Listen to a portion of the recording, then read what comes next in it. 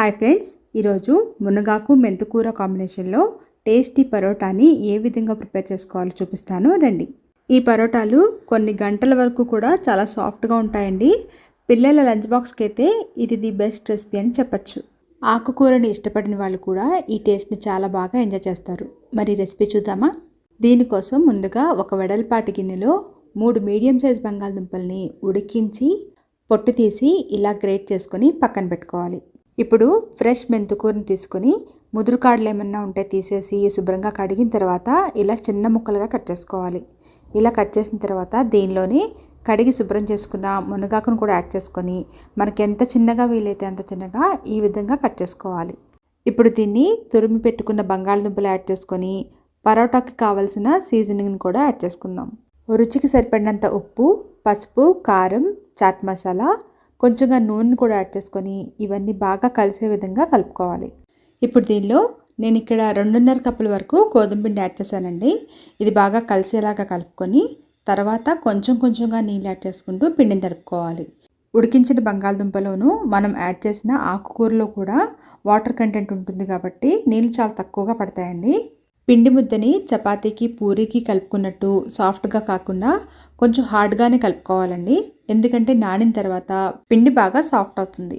ఇప్పుడు మళ్ళీ ఒకసారి 2 టేబుల్ స్పూన్ల నూనె యాడ్ చేసుకొని పిండికి బాగా పట్టించి మూత పెట్టి కనీసం అరగంట నుంచి గంట వరకు పిండిని నాననివ్వాలి.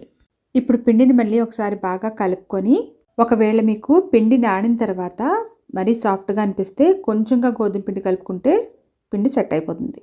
ఆ తర్వాత చపాతీకి ఏ విధంగా అయితే ఉండలు చుట్టుకొని చపాతీ రోల్ చేసుకుంటామో అదే విధంగా ఉండలు చుట్టుకొని రోల్ చేసుకోవాలి. చపాతీని రోల్ చేసుకునేటప్పుడు గోధుమ పిండి కాకుండా మైదా పిండిని యూజ్ చేసినట్లయితే చపాతీ చాలా ఈజీగా రోల్ అవుతుంది. ఒకసారి ఈ చిన్న టిప్ని ట్రై చేసి చూడండి. పరాటాని మందంగా కాకుండా చపాతీని ఏ విధంగా అయితే రోల్ చేసుకుంటామో అదే థిక్నెస్తో రోల్ చేసుకోవాలి. ఇలా రోల్ చేసుకున్న పరాటాని ప్యాన్ బాగా వేడెక్కిన తర్వాత హై ఫ్లేమ్లోనే అటు ఇటు తిప్పుతూ సాఫ్ట్గా ప్రెస్ చేస్తూ కాల్చుకోవాలి.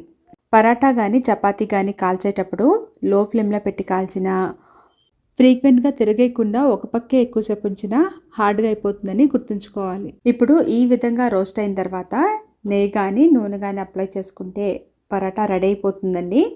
బ్రేక్ఫాస్ట్ ఇంకా లంచ్ బాక్సులకే కాకుండా ఎప్పుడైనా ట్రావెల్ చేస్తున్నప్పుడు లేదంటే ఏదైనా యాత్రలు చేస్తున్నప్పుడు కూడా ఈ పరోటాలని ఈజీగా ప్రిపేర్ చేసుకొని క్యారీ చేసుకోవచ్చు.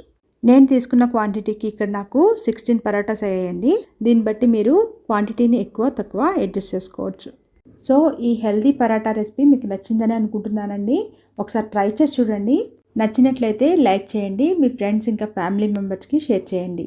నా ఛానల్ని సబ్స్క్రైబ్ చేసుకోవడం మర్చిపోకండి. Thanks for watching.